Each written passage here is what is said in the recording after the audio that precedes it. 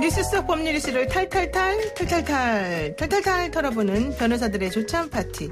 조찬 파티 주인공 두 분 모셨습니다. 정태현 변호사님 나오셨고요. 네, 안녕하십니까. 정태현 변호사입니다. 네, 그리고 우리 조찬 파티의 새로운 얼굴 구정모 변호사님 나오셨습니다. 안녕하세요. 네, 안녕하세요. 네, 구정모 변호사입니다. 목소리도 정말 좋으시군요. 감사합니다. 네, 항상 즐겁습니다. 네. 갈 길이 뭐니까 빨리 시작하겠습니다. 네. 윤미향 더불어시민당 당선인을 둘러싼 논란부터 먼저 얘기를 한번 해보겠는데요. 결국 정의기억연대 측이 기부금 사용 내역을 외부의 회계사들을 통해서 검증받겠다. 이런 입장을 지금 밝혔습니다. 이렇게 되면 기부금을 둘러싼 의혹이 해소될 수 있을 것인지 아니면 오히려 더 의혹이 더 쌓이게 될 것인지 이제 이게 문제일 것 같은데요. 자, 어떻게 보십니까? 글쎄, 정의기억연대 정식 명칭이 뭔가 하면 이루적 깁니다. 재단법인 일본군 성노예 제 문제 해결을 위한 정의기억연대. 재단법인으로 되어 있어요. 네네. 그래서 이 법적 성격이 뭔가 하면 우리 법상은 공익법인으로 되어 있어요. 그래서 네. 공익법인은 이제 굉장히 엄격한 관리 감독을 받도록 되어 있거든요. 주무관청에 의해서. 그래서 회계에 관해서도 이제 감독을 받고 업무로 예산이나 결산에 있어서도 주무관청에 보고하고 그래 굉장히 까다로워요. 그래서 이 재벌들이 자기 자식들한테 물려주려고 할 때 이런 걸로 감추는 경우가 있는데 이 주무관청 감독이 귀찮아서 안 하는 경우도 있거든요. 그래서 철저히 원래 검증을 받도록 되어 있는 건데 어제 보니까 이사장 분께서 하시는 분이 외부에서 검증하겠다는 게 여러 공인회계사들로 하여금 조사하겠다 그렇게 말씀하시는데 그것만큼 이제 부족한 것 같고요. 우선 주무관청에 제가 어딘지 확인을 못했는데 주무관청에 나서서 철저하게 회계 감사를 해야 될 것 같아요. 왜냐하면 하면 이게 횡령이냐 아니냐의 문제가 아니라 회계 보고서는 엉터리거든요. 예를 들어서 한 해에 20몇 등이 남았다 2월 한다고 되어 있는데 그 다음에 하나도 없거든요. 저는 개인적으로 그걸 떼먹었다고 생각은 안 해요. 네. 그러면 이게 엉터리로 되어 있기 때문에 이 기부한 분들의 정성을 생각하면 정확하게 표시하는 게 맞죠. 그래서 주무관청에 나서서 제대로 해야 될 걸로 보이고 이렇게 몇몇 공인회계사 자기들이 이 추천한 공인회계사 와서 본들 정확하게 찾아낼 수가 있겠어요. 그래서 의혹은 그걸로 금방 깔아앉지는 않을 걸로 보이고요. 주무관청이 다시 한번 철저히 해봐야 될 것 같고 거기에 더해서 또 지금 정의기억연대 측에서도 이렇게 크게 부드러울 것이 없다고 한다면 어떤 방식으로든 정확하게 공개를 해야 되지 않을까 그런 생각이 듭니다. 네, 어떻게 보세요, 구정모님? 그러니까 사실 말씀하신 것처럼 이제 정말로 어떤 회계 부정 만약 이런 게 있다고 한다면 당연히 이제 정리가 돼야 될 문제이겠죠. 근데 이제 다만 지금 밝혀진 사실관계를 봤을 때 회계 처리 어떤 미숙이라든지 아니면 오류랄지 그 이상을 넘어서는 회계 부정에 이를 정도의 사실관계가 사실 밝혀진 건 아직 없는 것 같습니다. 그래서 네. 또 용처에 대한 논란도 있습니다만은 사실 이 단체가 엄밀히 말하면 구호 단체는 아니거든요. 그래서 일종의 공공외교 단체라고 또 보이고 그다음에 또 진상 규명을 기본적인 목적으로 한 단체이다 보니까 용처를 반드시 진짜 모든 금액을 다 피해자들을 위해 써야 되는 사실 그런 조직은 아니어서 그런 논란은 어떻게 보면 애초부터 목적을 좀 벗어난 부분도 있는 것 같고요.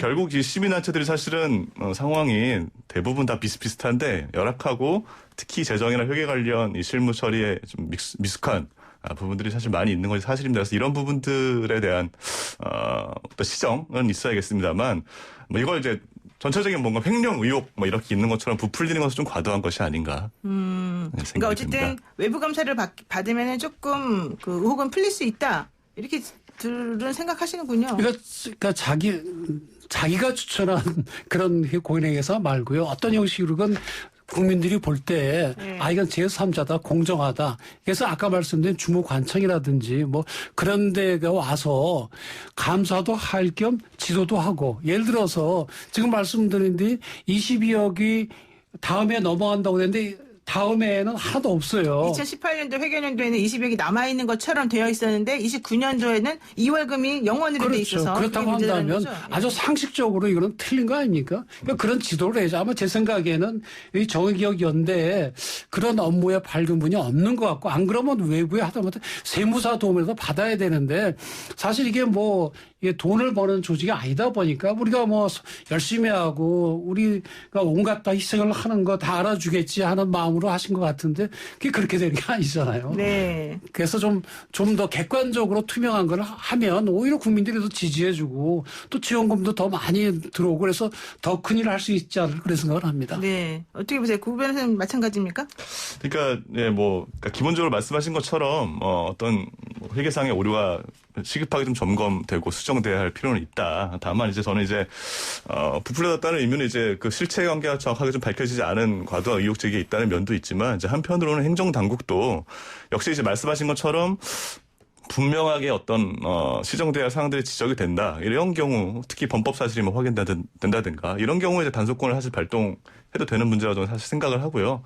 그러니까 일단 지금 상황에서 이제 정부가 마치 이제 뭐 굉장하게 문제가 크게 있는 것처럼 하는 거에 편승해서 막 뭐 말씀을 하시는 경우에 따라서는 뭐 1만 군데까지 뭐 하겠다는 이런 얘기도 있는 것 같은데 그거가 좀 현 단계에서 좀 과도한 것이 아닌가 이런 생각이 듭니다. 그러면 지금 이제 윤미향 당선인이 6개월 탈탈 털린 조국 전 장관이 생각난다 이런 얘기를 하면서 정치권까지 가세를 하고 또 이제 7.1 공세까지 나온 상황이었습니다. 이제 그러다 보니까 윤미향 당선인이 이걸 프레임으로 지금 전환시키고 있는 거다 이런 얘기 나오면서 혹시라도 정치권에서 이제 윤미향 당선인이 국회의원이 되면 위안부 문제라든가 이런 종류의 문제를 국회에서 계속해서 문제로 꺼내서 좀 할 생각이 있다라고 얘기를 한번 한 적이 있었기 때문에 이런 것들을 저지하기 위해서 뭐 미리 이 사람 공격하는 거다라는 얘기도 또 나오는 게 있어요. 혹시 그런 쪽으로도 생각해 볼 수 있는 겁니까? 이런 상황은? 그러면? 사실 이제 뭐 제가 봤을 때는 이제 그러니까 뭐 윤미향 당선인 입장에서는 뭐 UCLA에 뭐 좀 기자들까지 와가지고 뭐 딸 차가 어떻다느니 뭐 씀씀이 어떻든 뭐 캐물었다고 하지 않습니까? 그래서 그런 거에 대한 어떤 섭섭함을 이제 표현한 것 같아요. 근데 이제 그렇다고 해서 이제 이 문제가 뭐 단순하게 어떤 뭐 그냥 진영 논리로 전환해서 풀 문제이냐 꼭 그렇게 생각되지는 않고요. 사실 뭐 지금 이 논란이 처음에 제기된 게 이제 원래 이용수님께서 뭐 기자회견을 통해서 말씀하셨는데 사실 거기에 지금 조선일보나 아니면 미래통합당이 지적하는 것처럼 뭐 이런 문제가 사실 있었던 것은 아니고 쟁점이 좀 어떻게 보면 전환된 측면이 있거든요. 그래서 네. 저는 원래의 이 상황은 사실은 뭐랄까 이 성노예 문제 해결을 위한 어떤 운동 과정에서 피해 당사자와 이제 운동 활동가들 사이에 어떻게 하는 것이 좀 더 실천적이고 또 좋은 방향 운동의 방향이냐. 이런 거를 서로 좀 건강하게 토론하고 논의하는 혹은 그런 과정에 있는 문제라고 생각이 됩니다. 네. 정관님 어떠세요? 그러니까 이거를 이제 윤미향 당선 입장에서는 당선이 아닙니까? 정치인이 됐으니까 이런 주장을 할지도 모르겠지만 이렇게 주장하는 건 굉장히 부적절한 걸로 보입니다. 이거는 정의기억연대가 뭡니까? 공익법인이 우리 사회 공익을 위해서 일하는 법인으로 우리가 국가에서 설립화가 내준 거 아닙니까? 그리고 그동안 좋은 일을 많이 해왔어요. 정대협부터 시작해가지고 그래서 전 세계의 여성의 인권, 특히 전시 여성 인권을 신장하는 큰 도움이 됐거든요. 그러면 이거는 이런 제대로 된 이런 운동을 함에 있어서 어떤 문제가 지적됐어요. 그걸 어떻게 하면 시정할 것인가. 그렇게 봐야지 그런 그 과정에 일어난 문제점을 지적하면 너 친일파지. 또는 너 당신은 저 통합당이지. 네. 그래서 조국처럼 날 죽이려는데 이런 주장은 굉장히 부적절하고요. 더더군다나 정치권까지 이렇게 하는 건 이건 굉장히 잘못된 겁니다. 이건 정치의 문제가 아니고 네. 이런 시민사회단체가 그런 운동을 하다가 생길 수 있는 여러 가지 문제점들 예를 들어서 이 피해 할머니들을 위한 지원단체냐 아니다. 그럼 다른 목적도 많이 있다. 그런 뭐 어떤 그 목표의 우선순위라든지 또는 해계 처리에 있어가지고 전문적인 그런 지원이 없었기 때문에 일어나는 문제점 이런 걸 고치면 되거든요. 근데 거기 왜 갑자기 친일파가 나오고 조국이 나옵니까? 더더군다나 보면은 뭐 국회의원들까지 나서가지고 이렇게 막 이편 저편 나눠서 하는데 이렇게 하면 안 됩니다. 국민들을 둘로 쪼개는 거고요. 혹시 우리 고 변호사님은 잘 모르시면 저희 어릴 때 그런 얘기를 많이 했어요. 어떤 비판하는 사람한테 얘기할 때 말이 많으면 공산당이야. 예전에 좀 예, 그런 항상 식으로. 그랬어요. 그 다음에 또 저희들이 어릴 때 김대중은 빨갱이야. 네. 그래서 저희는 어릴 때 김대중은 빨갱이구나. 그렇게 들어왔거든요. 그게 뭔가 하면 자기들에 대해서 비판하는 건 빨갱이다. 공산당 이렇게 몰아붙였거든요. 근데 이분이 얘기하는 거 보니까 자기를 공격하면 너 친일파지. 네. 너 적폐세력이지. 이거는 안 됩니다. 팩트는 팩트로 해야죠. 이렇게 횡령 의혹이 있어 횡령한 거 없다. 자, 여러분들 보십시오. 잘못된 것을 우리 시정하겠습니다. 이렇게 나가면 되지. 자기에 대한 비판은 무조건 친일파고 적폐 세력이다. 그럼 자기에 대해서 비판하지 말라는 거 아닙니까? 그거는 사이비 교주들이 하는 얘기죠. 그냥 믿어라. 그렇게 해서는 안 됩니다. 더더군다나 지금 정기공익법이 한 10,000개쯤 되거든요. 네. 근데 그 기부금이 한 6조가 넘는답니다. 그러니까 이런 거 좀 더 투명하게 해야 돼요. 근데 사실은 대부분의 사회단체들은 거의 그 기부 없어요. 1억 이하가 대부분이거든요. 근데 여기는 그래도 좋은 일을 한다고 해요. 금리가 많이 지지해줬잖아요. 그러면 그 지지에 맞춰서 좀 제대로 해 나가셔야지. 비판하지 마. 너 친일파지. 이런 거는 분명히 잘못된 태도라고 보입니다. 그렇군요. 어떻게 보세요? 예, 일단 사실은 뭐 말씀하신 대로 그렇게 뭐 딱지를 붙여가지고 하는 방식들은 굉장히 적절하지 못하다. 저도 동의를 하고요. 근데 이제 아마도 이런 측면이 있는 것 같습니다. 그러니까 뭐 미래통합당이나 조선일보 같은 경우에 지금 문제 어떤 논란을 주도하고 있는데 사실 이 일본군 성노예 문제에 관련해서 사실은 그동안 적극적으로 관심을 기울여 왔다거나 사실 그런 분들이 사실 아니거든요. 이제 이런 분들이 이제 와서 마치 이분들 편을 드는 것처럼 다소 어떻게 보면 이제 윤미향 당선인 입장은 다소 유선적으로 보일 수 있는 지금 그런 이제 공세를 가하고 결국 이제 그런 식으로 그동안 해왔던 성노예 문제 해결을 위한 운동 자체에 좀 흠집내기를 어떻게 보면 하려는 것 아니냐 이런 이제 아마 생각에서 그렇게 반응한 것으로 보이고요. 예. 저는 그래서 이런 점들도 좀 고려할 필요가 있다. 네. 그렇습니다. 여야 양쪽 생각이 다 됩니다. 정치적으로 이용하면 안 됩니다. 네, 알겠습니다. 자, 변호사들의 조천 파티 지금까지 얘기한 건 에피타이저였습니다. 에피타이저 너무 이렇게 우리가 과도하게 먹었습니다. 네. 자, 오늘의 메인 메뉴 지금부터 받겠습니다.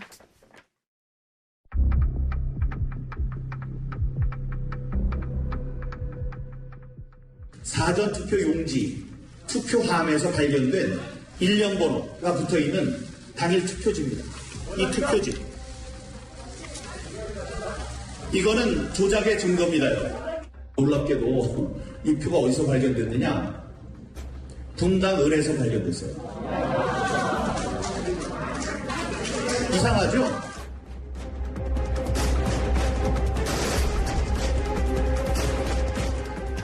네, 미래통합당 민경욱 의원이 지난 11일 투표 조작의 증거라면서 내세운 비례대표 투표용지를 흔들면서 했던 말이죠. 사전투표용지들이 담겨져 있는 사전투표용지 함에서 발견된 일련 번호가 붙어있는 당일 투표지. 이게 바로 조작의 증거다. 이런 말을 한 건데요.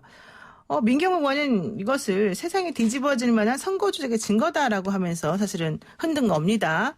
뭐 서초울 용지가 분당을 해서 발견했다. 이러면서 자, 이게 정말 부정투표에 세상을 뒤집을 만한 부정투표 증거가 됩니까? 우선 예스 노로 우리 구 변호사님. 네, 일단 노라고 말씀드릴 수 있을 것 같습니다. 노. 그다음에 네. 우리 정태현 변호사님. 저도 뭐 세상을 흔들 일은 아닌 것 같습니다. 세상 흔들 일은 아니고 자, 두 분 다 세상을 이렇게 뭐 천지개벽할 만한 그런 증거는 아니다. 자, 그렇지만 그럼에도 불구하고 뭔가 의미가 있는 겁니까? 뭐 그렇지는 않고요. 네. 다만 이제 보면은 분당 갑에 가야 될 투표용지 분당 을에 가 있고 그런 건 객관적으로 확인은 됐어요. 확인은 됐는데 그런 건 이제 선거 사무 처리에 있어서 오류가 있다는 것을 입증해 주는 거지. 그거 자체로 부정선거다 그렇게 얘기하기엔 좀 비약이 심한 것 같고요. 뭐 그것이 이제 부정선거에 뭐 단서가 될 수도 있겠죠. 조사를 해보면. 근데 그거 지금 현재 드러난 거 가지고 그렇게 얘기하는 좀 지나친 걸로 보입니다. 다만 이제 그 좀 선거관리위원회가 좀 더 치밀하게 좀 그걸 관리를 했어야 되지 않나. 그 정도까지는 우리가 볼 수 있을 것 같습니다. 근데 원래 사전투표라고 하는 거는 자기의 그 지역구 관할이 아니어도 자기가 사는 동네 어디서든지 뭐 혹은 직장 어디서든지 할 수 있기 때문에 모든 종류의 그 투표용지 다 와 있어야 되는 게 원래 기본이잖아요. 아니, 그 자리에서 프린트를 합니다. 사전투표 용지는 알아보셨구나. 가면은요, 이제 내가 어디다 하고 주민등록증 보여주면 거기서 이제 프린트를 해주거든요. 그럼 프린트한 걸 이제 자기 사는 동네에 보내는 거거든요. 그러니까 그 와중에서 이게 섞이거나 그럴 수는 있어요. 근데 그것도 굉장히 적은 숫자죠. 네. 그러니까 어떻게 보면 그게 우리가 선거 시스템이 이제는 어느 정도 자리를 잡았다고 볼 수도 있는 거거든요. 네. 그래서 이거 가지고 부정선거 하는 그건 건 아니다. 좀 예. 넌센스가 네. 아닌가 그런 생각이 듭니다. 또 사실 민경호 의원이 지금 6장 투표용지 흔든 거 있지 않습니까? 네. 사실 이게 사전투표에 대한 의혹을 제기하신 건데 이 용지 자체도 사실 사전투표 용지가 아니에요. 아니었죠. 예, 네. 본투표에서 자녀 투표 용지다. 남은 것이다. 좀 확인이 됐고 또 이게 만약에 부정선거 증거가 되려면 뭐 기표가 되어 있는 이 용지여야 될 그렇죠, 텐데 그렇죠. 사실 기표가 안 된 거지 않습니까? 그래서 사실 민경호 의원 주장이 모두 사실이라고 가정하더라도 일단 이건 증거는 될 수 없겠다 이렇게 생각이 들고 덧붙이자면 이게 사실 말씀하신 것처럼 아까 이게 사전투표는 여러 군데서 가능하기 때문에 오고 갈 수 있는데 이게 지금 민경호 의원이 문제를 제기한 이 지역구가 서초을하고 지금 분당갑이란 말이에요. 분당을. 네. 예, 근데 서초 같은 경우도 그렇고 이게 만약에 무효가 된다. 지금 다 미래통합당이 당선된 지역구죠. 그래서 이거 지금 다 무효가 돼야 된다. 네. 이 주장을 하시는 건지 네.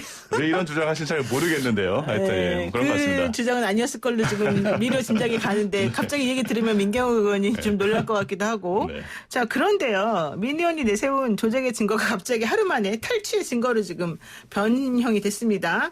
알고 봤더니 선관위에서 민 의원이 이렇게 막 손을 흔들면서 투표용지를 흔들면서 읽어준 일련 번호를 딱 들어보고서 저 번호? 구리시에서 잃어버렸다는 바로 그 거던데? 이러면서 지금 대검에 수사를 의뢰한 거 아닙니까? 자, 선관위가 검찰에 수사를 의뢰했는데.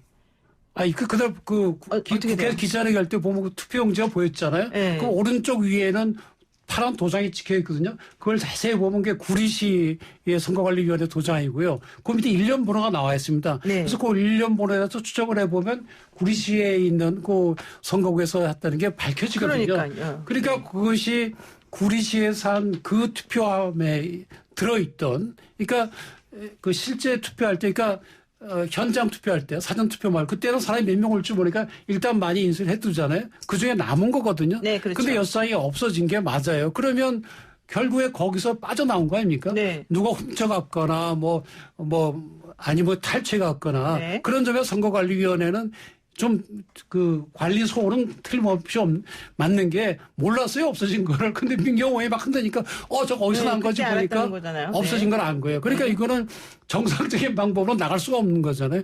그래서 대검에 수사를 의뢰한 건데 지금 민경호 의원은 그 어디서 난지 얘기하니까 자기는 뭐 제보자의 신원을 보호해야 되기 때문에 안 밝히겠다 그러는데 하여튼 객관적으로는 분실을 당했거나 아니면 절도를 해갔거나 뭐 그런 외에는 있을 수가 그럼 없죠. 민경호 의원이 혹시 가서 좀 훔쳐오세요. 좀 갖다 주세요. 이렇게 했을까요? 그러진 않았을까요? 이게 사실 알 수 없는 거긴 한데 제가 네. 봤을 때 중요한 부분은 어쨌든 민경호 의원이 지금 이제 기자회견을 하면서 그 여기 장소가 헬스클럽이다. 이제 물론 이제 구리시 체육관인 걸로 확인됐는데 아마 체육관 헬스클럽 말씀하신 것 같아요. 그러면서 이제 사진을 공개하셨어요. 네. 사진에 이제 투표용지에 있었던 가방이 찍혀 있거든요.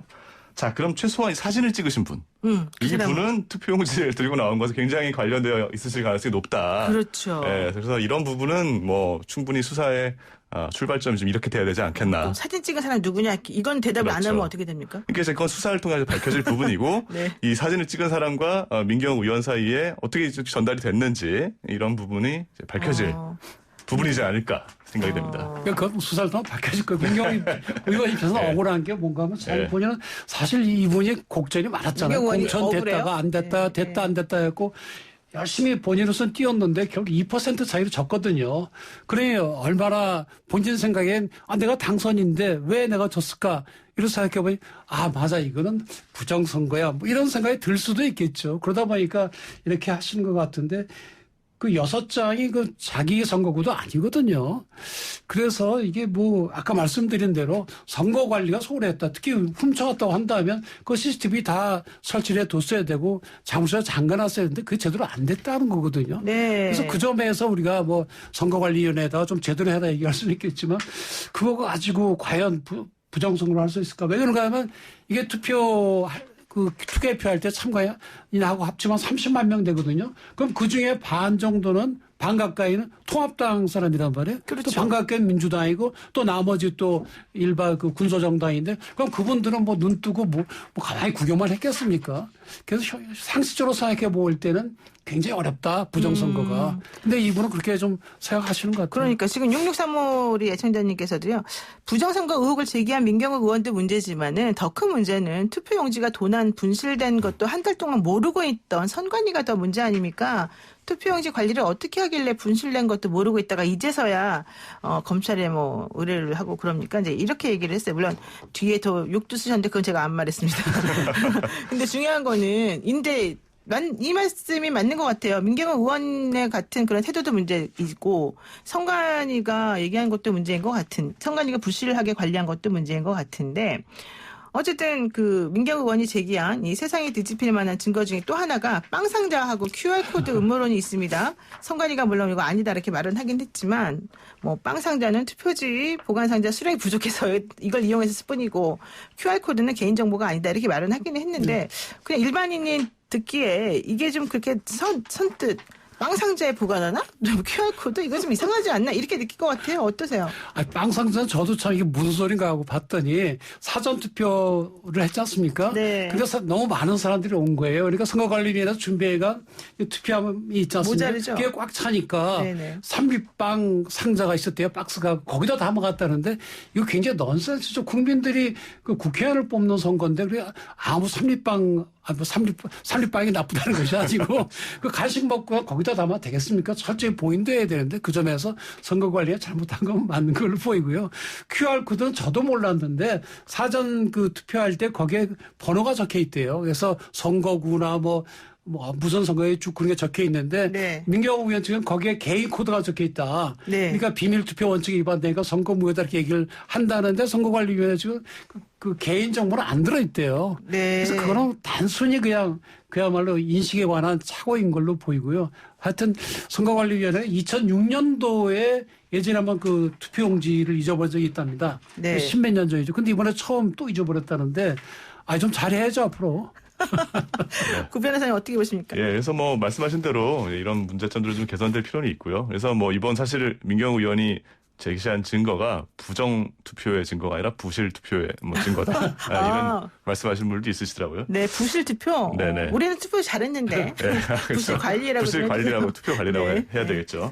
그러니까 뭐 이런 이제 문제들이 있는데 사실 이제 이런 게 어떻게 개선될지 이제 문제인 것 같고 뭐 결과적으로 일정한 뭐 잘못은 있었다고 볼 수 있겠습니다만 결국 이 투표용지가 뭐 빵 상자에 보관했던 것도 나중에는 다 공직선거법에 따라서 또 포장 봉인됐다고 하고 하니까 뭐 결과적으로 큰 문제가 불법에 이를 정도의 문제는 없었다고 생각이 되고 사실 저는 이제 뭐 여러 국민들도 그렇겠습니다만 우리나라 투표 개표 시스템에 대한 어느 정도의 신뢰는 지금 이제 쌓여 있고 그래서 뭐 투표 조작 뭐 이런 것까지 일어날 정도의 시스템 그런 허술한 시스템은 지금은 아니라고 생각이 됩니다. 그래서 네.